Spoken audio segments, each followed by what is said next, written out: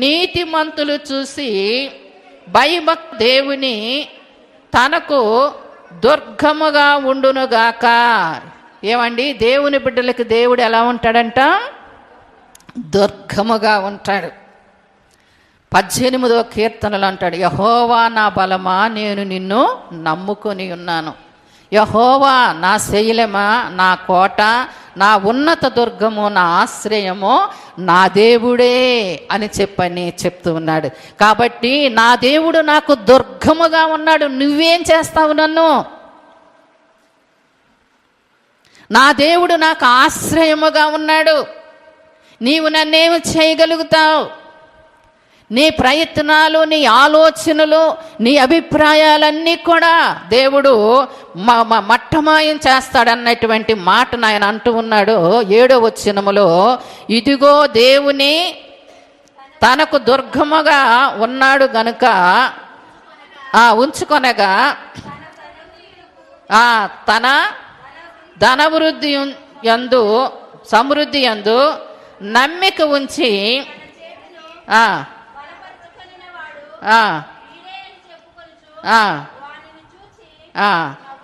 చూసారండి, ఈ లోకములో ధనాన్ని బట్టి, ధన సమృద్ధిని బట్టి దానిని నమ్ముకొని మంచివారిని మరి కష్టపెట్టి బాధ పెట్టి అనేక విధాలుగా నష్టపరిచేటువంటి స్థితిలో ఉన్నటువంటి ఆ యొక్క వ్యక్తులను దేవుడు ఏం చేస్తాడంట? మరి వారిని బలపరచువాడు వీడే అని చెప్పుకొనుచు వానిని గూర్చి నవ్వేటట్లుగా చేస్తాడు దేవుడు. ఏమండి, దేవునికి వ్యతిరేకముగా పోరాడినటువంటి వ్యక్తులకి అవమానం జరుగుద్ది, ఎగతాళి పాలైపోతారు, నవ్వులు పాలైపోతారు, సిగ్గుపడేటట్లుగా దేవుడు చేస్తాడు. కానీ నేనైతే దేవుని మందిరములో పచ్చని ఒలీవ చెట్టు వలె నేను ఉన్నాను అని అంటున్నాడు. మనుషులు ఎన్ని చేసి ఎంత సైన్యం ఉన్నా, ఆయన రాజుగా ఉన్న దేవుని బిడ్డలారా, ఆయన యొక్క ధనము, ఆయనకున్నటువంటి ఆస్తిని బట్టి దావీదుని ఏదో కష్టపెట్టి బాధ పెట్టి అతన్ని చంపాలని చెప్పని ప్రయత్నాలు చేసిన నా దేవుడు నాకు దుర్గముగా ఉన్నాడు కనుక నన్ను నువ్వేమీ చేయలేవు. ఎందుకంటే నేను ఎవరినో నమ్ముకోలేదు, ఎవరి మీదనో నేను అనుకోలేదు, కానీ నా దేవుడైన యెహోవాను బట్టి ఆయన యొక్క సన్నిధిలో నేను ఆయన నమ్ముకొని ఉన్నాను. కాబట్టి దేవుడు నన్ను అది ఎలాంటి పరిస్థితుల్లో నుంచైనా తప్పించగలడు. ఎందుకంటే నేను దేవుని మందిరములో పచ్చని ఒలీవ చెట్టు వలె ఉన్నాను. నేను దేవుని సన్నిధిలో ఉన్నాను. నేను దేవుని మీద ఆనుకున్నాను. నేను దేవుణ్ణి నమ్ముకున్నాను. దేవుని మీదే నేను ఆధారపడ్డాను కనుక నా దేవుడు నన్ను ఆయన యొక్క సన్నిధిలో పచ్చని ఒలీవ చెట్టు వలె ఉంచాడు. పచ్చని ఒలీవ చెట్టు వలె నన్ను ఉంచాడు. ఎందుకు ఇన్ని చెట్లు ఉండగా ఒలీవ చెట్టును పోల్చి దావీదు మహారాజు గారు చెప్తున్నారు అని అంటే, ఆ ఒలీవ చెట్టుని దేవుడు ప్రత్యేకించాడు. ఆ ఒలీవ చెట్టుని దేవుని మందిరములో మరి ఆ దివిటీలు వెలిగించటానికి లేవియా కాండములో మోషే భక్తుని ద్వారా ప్రవక్త ద్వారా మరి ఆ లేవియా కాండం 24వ అధ్యాయములో అంటాడు, ఇశ్రాయేలు ప్రజలు వారికి వచ్చినటువంటి మరి పంటలో కానీ మరి వారికి ఉన్న నూనెలో కానీ వారికి కలిగిన సమస్తములో కానీ ప్రథమ ఫలముగా నా సన్నిధికి వాళ్ళు తీసుకొని రావాలి. గోధుమ పిండి కూడా దేవుని సన్నిధికి తీసుకొని రావాలి. నూనె కూడా దేవుని మందిరములోనికి తీసుకొని రావాలి. కానీ ఇప్పుడు పరిస్థితుల్లో మనం అదే ఊర్లలో అయితే దేవుని బిడ్డలారా కొబ్బరి నూనె పట్టించినప్పుడు కొబ్బరి నూనె తీసుకొని మందిరానికి తీసుకొని వెళ్తూ ఉంటారు. పాలు కానీ దేవుని బిడ్డలారా కూరగాయలు కానీ ఏవి పంట వచ్చినా కూడా అవన్నీ కూడా దేవుని యొక్క మందిరమునకు తీసుకొని వెళ్తారు.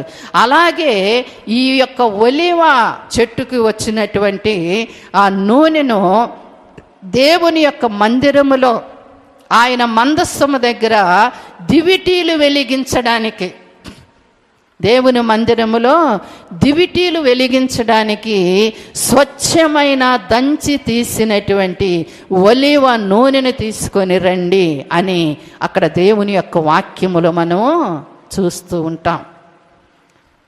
ఎందుకంటే దేవుని మందిరములో, దేవుని మందస్సము దగ్గర, దేవుని యొక్క సన్నిధిలో నిత్యము వెలుగుతూ ఉండేదాని కొరకు ఈ ఒలీవ నూనెను తీసుకొని రమ్మని మరి యెహోవా దేవుడు మోషే ద్వారా ఇశ్రాయేలు ప్రజలతో చెప్పించినట్లుగా బైబిల్ గ్రంథములో మనం చూస్తూ ఉన్నాం.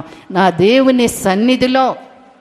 దేవుని సన్నిధిలో నేను పచ్చని ఒలీవ చెట్టు వలె నేను ఉన్నాను. నా దేవునికి పనికొచ్చేటువంటి ఒక వ్యక్తినిగా నేను ఉన్నాను.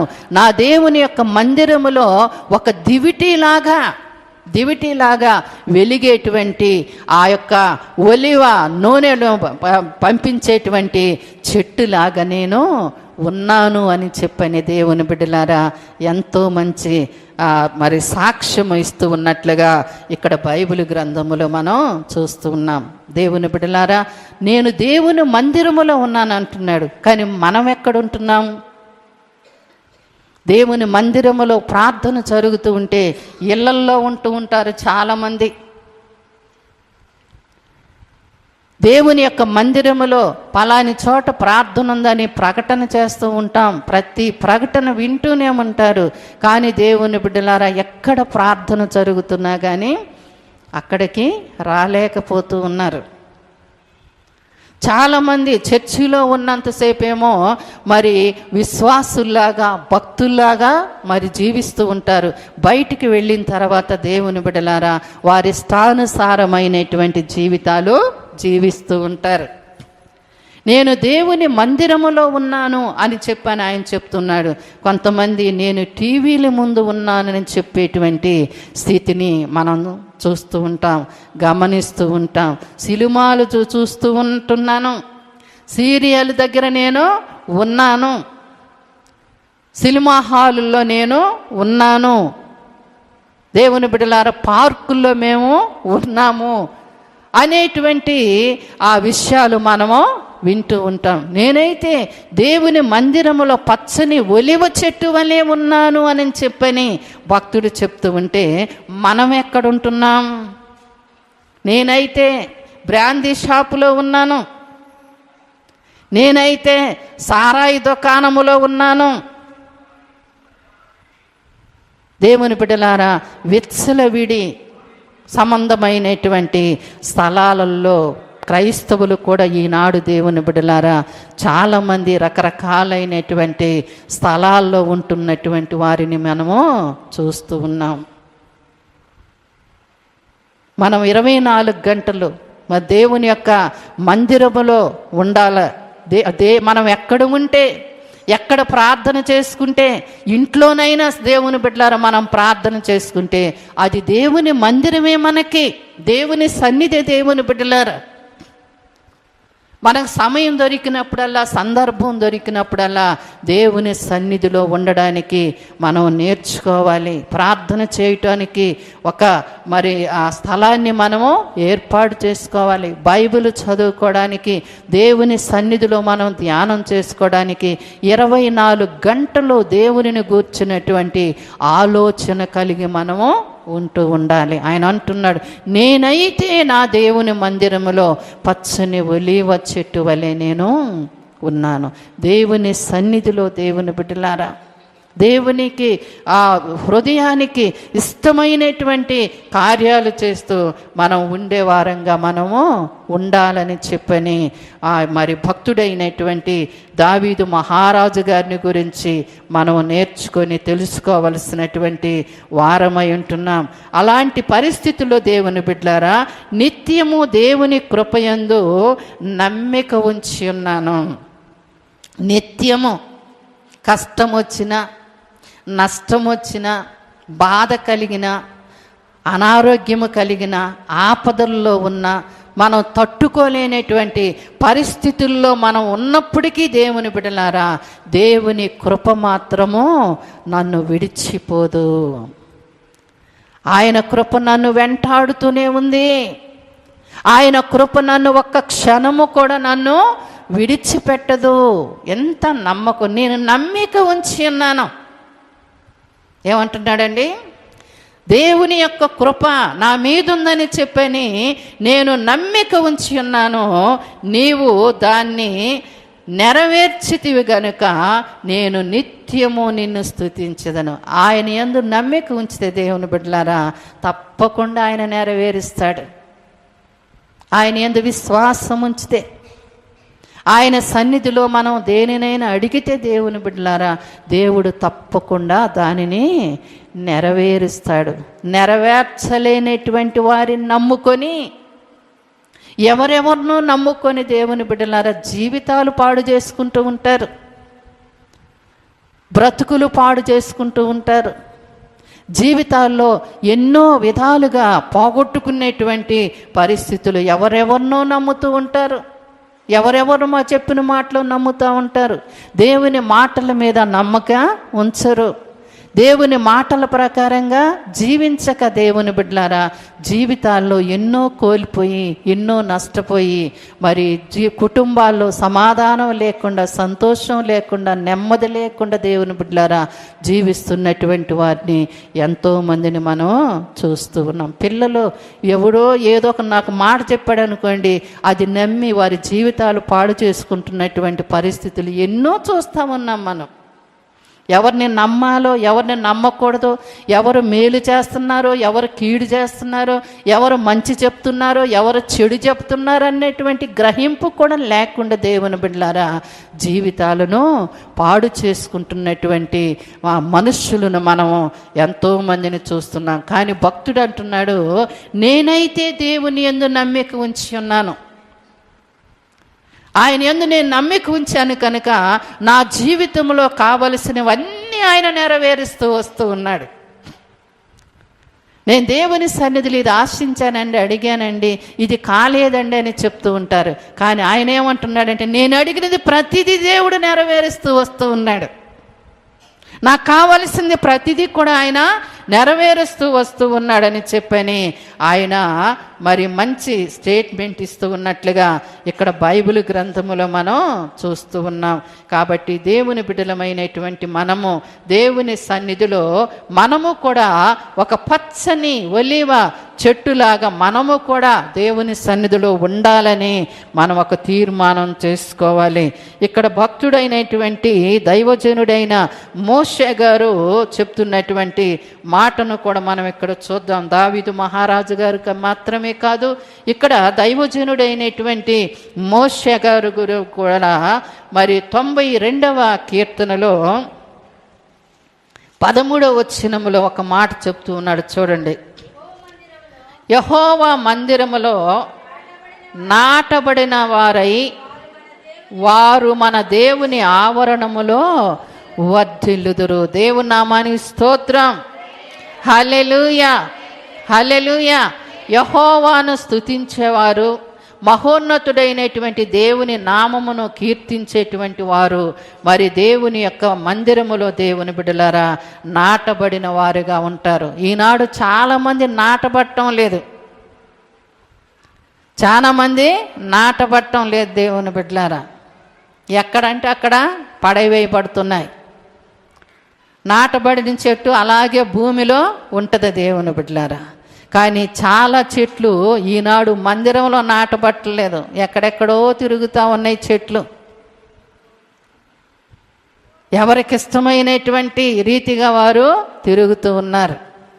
కానీ దేవుని మందిరములో నాటబడాల. నీ కష్టం వచ్చినా, నష్టం వచ్చినా, నీకు ఇరుకు వచ్చినా, ఇబ్బంది వచ్చినా, బాధ వచ్చినా దేవుని బిడ్డలారా సంఘము మీకు ఎప్పుడు కూడా సమీపంగా ఉంటుంది. దైవజనులు కూడా మీకు ఎప్పుడు కూడా సమీపంగా ఉంటారు. మీకు ఇష్టం వచ్చిన చోటకల్లా మీరు నాటబడతా ఉంటే నీ కష్టములో, శ్రమలో, నీ ఇబ్బందుల్లో, నీ ఇరుకులో నీ దగ్గరికి ఎవరు రారు, నీకెవరు సహాయమో చెయ్యరు దేవుని బిడ్డలారా. కాబట్టి దేవుని సన్నిధిలో నాటబడిన చెట్టుల్లాగా ఉండాలి. ఆ నాటబడినటువంటి చెట్టు చాలా బలముగా ఉండాలి.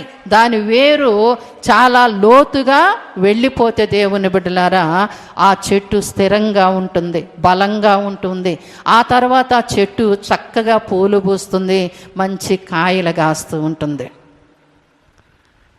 ఇక్కడ నాటబడి మళ్ళీ 10 రోజుల తర్వాత ఇంకొక సాట పీకి మళ్ళీ ఇంకొక సాట నాటాం.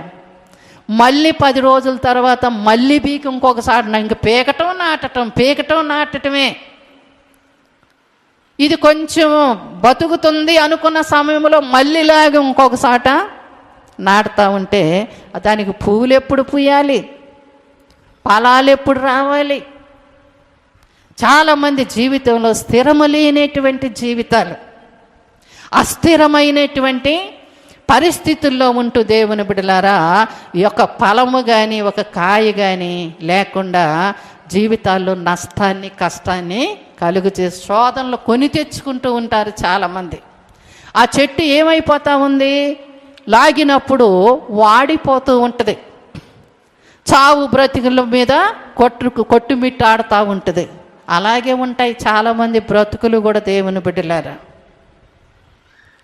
ఎప్పుడు ఏదొక శోధనలు కష్టాలు, ఏమి నేర్చుకుందేమీ లేదు, అనుభవించేది ఏమీ లేదు, దీవించబడేది ఏమీ లేదు. ఊరక లాగటం నాటటం. జీవితాల్లో దేవుని బిడ్డలారా ఏమాత్రము కూడా ఫలభరితమైనటువంటి స్థితిలో ఉండకుండా జీవితాలు పాడు చేసుకుంటున్నటువంటి వారిని ఎంతోమందిని మనం చూస్తూ ఉన్నాం. ఆయన అంటూ ఉన్నాడు, మరి మోషే భక్తుడు ప్రార్థన చేస్తూ ఈ మాటలు చెప్తున్నాడు. యెహోవా మందిరములో నాటబడిన వారై వారు మన దేవుని ఆవరణములో వర్ధిల్లుదురు. స్థిరం ఉంటే వర్ధిల్లుతారు.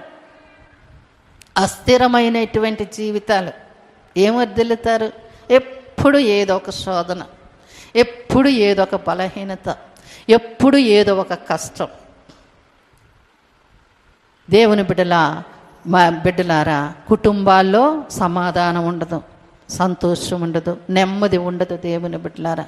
ఎందుకంటే భక్తిలో స్థిరత్వం ఉంటే మరి ఎన్ని కష్టాలు వచ్చినా ఎన్ని శ్రమలు వచ్చినా దేవుని సన్నిధిలో స్థిరంగా బలంగా నిలబడగలుగుతారు. కాబట్టి ఆయన అంటూ ఉన్నాడు, నాకు ఆశ్రయదుర్గమైన యెహోవా యథార్థవంతుడనియు ఆయన యందు ఏ చెడుతనమును లేదని ప్రసిద్ధి చేయుటకై వారి ముసలితనమందు ఇంకా సిగురు పెట్టుదురు. దేవుని నామానికి స్తోత్రం. హల్లెలూయా, హల్లెలూయా. స్థిరంగా ఉంటే దేవుని బిడ్డలారా ముసలతనం వచ్చినా కానీ చిగురు పెడతానే ఉంటారు. పెద్దవాళ్ళైనా కానీ చిగురు పెడతాను. ఆశీర్వాదాలు వస్తానే ఉంటాయి. వద్దంటే వస్తూ ఉంటాయి. ఎందుకంటే దేవుని యొక్క మందిరములో వర్ధిల్లుతున్నారు, దేవుని ఆవరణములో వర్ధిల్లుతున్నారు, ప్రార్థనలో వర్ధిల్లుతున్నారు, పాటల్లో వర్ధిల్లుతున్నారు, మరి భక్తిలో వర్ధిల్లుతూ ఉన్నారు, పరిశుద్ధతలో స్థిరము లేక భక్తి కూడా పోతుందండి చాలామందికి. అప్పుడున్నటువంటి నమ్మకం, అప్పుడున్నటువంటి పరిశుద్ధత, అప్పుడున్నటువంటి ఒక క్రమము అనేటువంటిది ఇప్పుడు లేదమ్మా అని వాళ్ళే చెప్తా ఉంటారు. ఎందుకంటే స్థిరత్వము లేదు, దేవుని సన్నిధిలో స్థిరంగా నాటబడి లేరు. ఎంతసేపు ఏదన్నా ఇప్పుడేం జరుగుతుందంటే ఏదన్నా జరగగానే ఎవరెవరికో ఫోన్ చేస్తూ ఉంటారు. అయ్యో దేవుడున్నాడే, దేవుని సన్నిధిలో ప్రార్థన చేద్దామే, ఈ కష్టము నుంచి మనం బయటపడదామే, ఈ బాధల్లో నుంచి బయటపడదామే, ఈ అనారోగ్యంలో నుంచి బయటపడదామని వ్యక్తిగతంగా మోకరించి ప్రార్థన చేయటం తక్కువైపోయింది, తిరగటం ఎక్కువైపోయింది, ఎవరెవరికో ఫోన్లు చేసి చెప్పటం ఎక్కువైపోయింది. భక్తి పోయింది, సన్నగిల్లిపోయింది. దేవుని బిడ్డలారా దేవుని మందిరములో ఎక్కడ వర్ధిల్లమని దేవుడు చెప్తూ ఉంటే ఎక్కడెక్కడో దేవుని మందిరములో మనం వర్ధిల్లుతూ ఉంటే దేవుని బిడ్డలారా మన యొక్క పనులు వర్ధిల్లుతూ ఉంటాయి, మనకు రాబడి వర్ధిల్లుతూ ఉంటుంది, మన ఆరోగ్యం మంచిగా ఉంటూ ఉంటుంది, మనకు కావలసినటువంటి అన్నీ కూడా దేవుడు సమృద్ధిగా మనకి ఇస్తూ ఉంటాడు. కాబట్టి దేవుని బిడ్డలమైనటువంటి మనము దేవుని యొక్క మందిరములో వర్ధిల్లాలి అనేటువంటి ఆ ఆశ ఆలోచన మనం కలిగి ఉండాలని దేవుని సన్నిధిలో నేను మీకు జ్ఞాపకం చేస్తున్నాను. ఇంత తిరుగుతూ ఉంటారు, ప్రార్థన చెయ్యమ్మా అని అడిగామనుకు ఎవరెవరినో, అక్కడ బాగుంది, ఇక్కడ బాగుంది, ఆడకెళ్ళాం ఏడకెళ్ళాం, ఆడెంత గుంపు ఏడెంత గుంపు అని చెబుతారు. ప్రార్థన చెయ్యమ్మా అంటే ప్రార్థన చేయలేరు. ఏమి నేర్చుకుంటున్నట్టు? ఒక పాట పాడు అని అంటే పాట రాదు. ఒక సాక్ష్యం చెప్పమంటే సాక్ష్యం చెప్పలేరు. దేవుని సన్నిధిలో దేవుని బిడ్డలారా ఏం వర్ధిల్లుతున్నాము? ఏం వర్ధిల్లుతున్నారు దేవుని బిడ్డలారా? దేవుని మందిరములో మనం వర్ధిల్లాలి అని చెప్పని భక్తులు చెప్తూ ఉన్నారు. ఆయన సన్నిధిలో నాటబడాలని చెప్తూ ఉన్నారు. ఆయన సన్నిధిలో సిగురు వేయాలని చెప్తూ ఉన్నారు. దేవుని బిడ్డలారా, దేవుని యొక్క సన్నిధిలో జీవిస్తున్నటువంటి మనం 23వ కీర్తన 6వ వచనములు అంటాడు, నేను చిరకాలము యెహోవా మందిరములో నివాసము చేసేదను. ఎంతకాలం అండి? చిరకాలం అంటే బ్రతికి ఉన్నంత కాలము. బ్రతికి ఉన్నంత కాలం.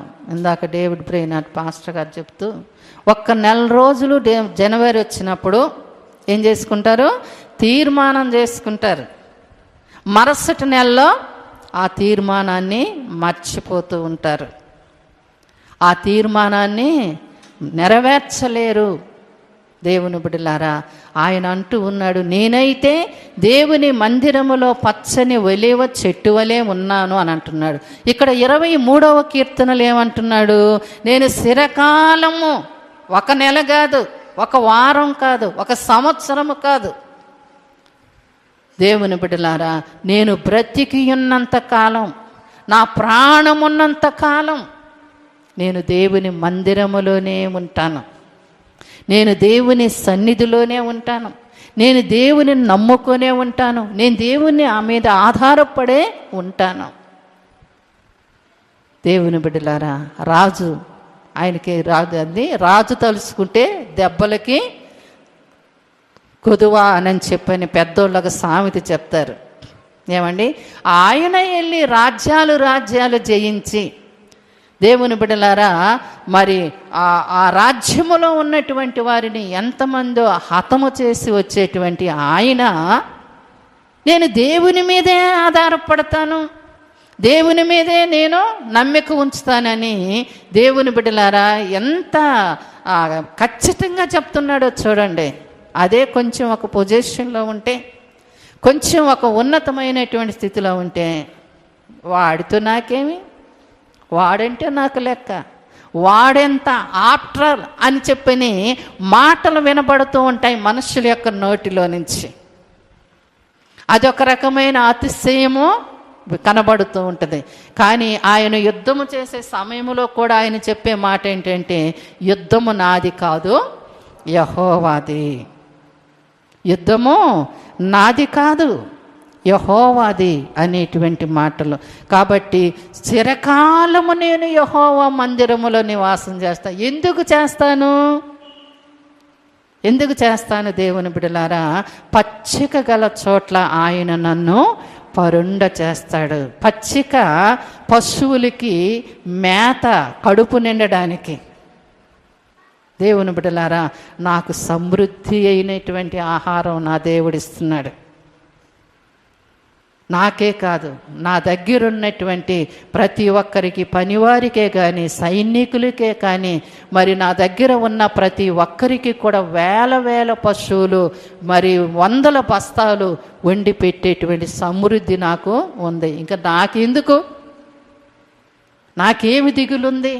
నాకేం బాధ ఉంది? అన్నీ ఆయన ఇచ్చాడు. ఇక ఆయన స్తుతించటం తప్ప ఇంకా నాకేం కావాలి? అన్నీ ఇచ్చిన తర్వాత దేవుణ్ణి మర్చిపోయి దేవునికి దూరం అయిపోతూ ఉంటారు మనుషులు.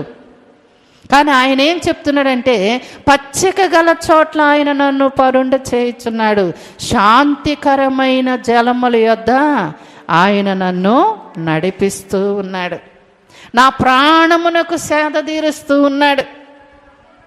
ఏమండి, నా ప్రాణానికి వచ్చిందయ్యా అని అంటారు. ఎప్పుడు?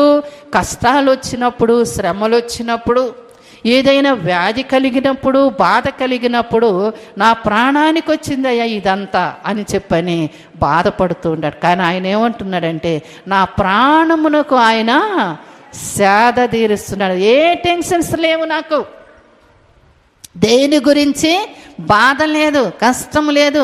చక్కని ఆహారం ఇస్తూ ఉన్నాడు, మరి త్రాగడానికి మంచి నీటిని ఇస్తూ ఉన్నాడు. నాకు కావలసినటువంటి అన్నీ కూడా నా ప్రభువు నాకు ఇస్తూ ఉన్నాడు. నా ప్రాణము నెమ్మదిగా ఉన్నది. గాఢాంధకారపు లోయలలో నేను సంచరించినను ఏ అపాయమునకు భయపడిన. ఎంతమంది శత్రువులు నన్ను తరిమి గృహలో ఉన్నా, లోయల్లో ఉన్నా, కొండల్లో ఉన్నా, కానీ నేను కొండల మధ్య ఉన్నా కానీ నా దేవుడు నాకు తోడుగా ఉన్నాడు. ఏమండి, నా దేవుడు నన్ను వెంటాడుతూనే ఉన్నాడు. నా దేవుడు నన్ను ఒక్క నిమిషము కూడా విడిచిపెట్టట్లేదు. ఎందుకంటే ఆయన ఆత్మ నాలో ఉన్నది. దేవుని ఆత్మ నాలో ఉంది. నన్నెవ్వరు ఏం చేయలేరు, నన్నెవరు ముట్టలేరు. ఎందుకంటే దేవుడే నాలో ఉన్నాడన్నటువంటి ఒక నమ్మకము ఆయన కలిగి ఉన్నాడు. కాబట్టి ఆయన దుడ్డుకర్ర, ఆయన దండం, ఆయన ధర్మశాస్త్రము, ఆయన కట్టడలు, ఆయన విధులు, అవన్నీ కూడా నేను 24 గంటలు ధ్యానం చేసుకుంటున్నాను. అంత గొప్ప దేవుడు నాకుండగా ఇక నాకెందుకు భయం? అవసరమైతే నా శత్రువుల ఎదుట నాకు భోజనము సిద్ధపరుస్తాడు. నా శత్రువులే వచ్చి నాకు భోజనం సిద్ధపరిచి పెట్టేటట్లుగా నా దేవుడు చేస్తాడు. నూనెతో నా తల, పరిశుద్ధాత్మ అభిషేకము ఎప్పుడు నా మీద ఉండేటట్లుగా ఆయన అభిషేకము నా మీద ఉంటుంది కనుక నేను భయపడను, దిగులు పడను, జడీను. శూరుడా, నీ బలాన్ని బట్టి, నీ అతిశయాన్ని బట్టి నువ్వేదో చేస్తావని చెప్పని నీవు గర్విస్తున్నావు. మోసగాడా, అబద్ధికుడా, కీడు చేసేవాడా, నీవు నన్నేమి చేయగలవు? నీవు నన్నేం చేయగలవు? నేను నా దేవుని సన్నిధిలో ఉన్నా, నా దేవుడు నాలో ఉన్నాడు. దేవుని నామానికి స్తోత్రం. హల్లెలూయా, హల్లెలూయా. నా దేవుడు నాలో ఉన్నాడు కాబట్టి నీవు నన్నేమీ చేయవు. కాబట్టి అంత చేసేటువంటి నా తండ్రి యొక్క సన్నిధిలో నేను నా జీవితకాలం, నా చిరకాలము నేను యెహోవా మందిరములో నివాసము చేస్తాను అని చెప్పని వాగ్దానం చేస్తున్నాడు. నా గిన్నె నిండి పొర్లొచ్చున్నది. ఎప్పుడు నిండుద్దండి? ఎప్పుడు నిండుద్ది? బిందెలో నీళ్లు పోస్తాం, ఎప్పుడు పొర్లిపోతాయి? సగానికి ఉంటే పొర్లిపోతాయా? ఏమండి, ఎప్పుడు పొర్లుతుంది? బిందంతా నిండిపోయి, అంత సమృద్ధి నా దేవుడు నాకు ఇచ్చాడు. దేవుని నామానికి స్తోత్రం. అన్ని విషయాల్లో నిండి పొర్లేటువంటి ఆశీర్వాదాలు.